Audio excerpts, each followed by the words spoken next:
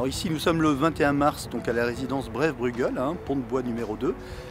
C'est une résidence qui aujourd'hui nous sert en fait de point de centralisation et de massification de nos encombrants qui vont être collectés sur l'ensemble des résidences de Villeneuve. Alors ce qu'on fait aujourd'hui, c'est une collecte d'objets encombrants, principalement des électroménagers, des pots de peinture et puis toutes sortes de choses qui ne sont pas habituellement collectées, notamment des pneus de voiture et puis des ferrailles, enfin toutes sortes de choses qui vont être ensuite collectées de résidence en résidence, d'entrée en entrée, d'où le nom de collecte marchand de glace, puisque on le fait au moyen d'un petit camion qui va tourner, qui va assurer de la collecte dite de proximité, assurer de la massification, un regroupement sur un point unique et puis un enlèvement par les partenaires des éco-organismes.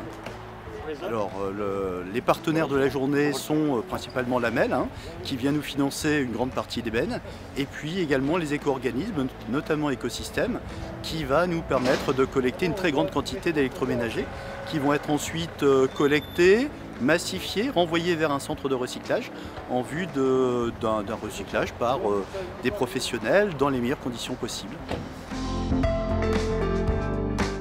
Soit collecter des encombrants, c'est pas très compliqué, il suffit de payer une entreprise pour le faire. Ça coûte habituellement 50 à 70 € le mètre cube, donc environ 250 € la tonne. Et donc aujourd'hui, je peux dire que n'importe quelle entreprise peut le faire à ses conditions économiques. L'objectif de la collecte telle qu'on l'organise aujourd'hui, c'est d'optimiser les coûts, en s'appuyant notamment sur les partenariats des éco-organismes et de la MEL. Le deuxième objectif à travers la collecte, c'est évidemment assurer un recyclage dans les meilleures conditions possibles et en mobilisant évidemment l'ensemble des filières qui sont aujourd'hui mises en place pour assurer ce recyclage, ce reconditionnement, ce réemploi éventuellement dans les meilleures conditions possibles.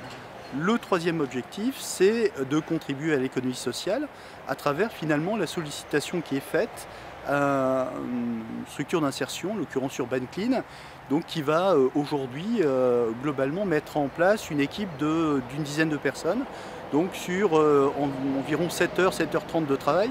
Donc on a 70 heures de travail qui profitent directement à des personnes en difficulté d'insertion.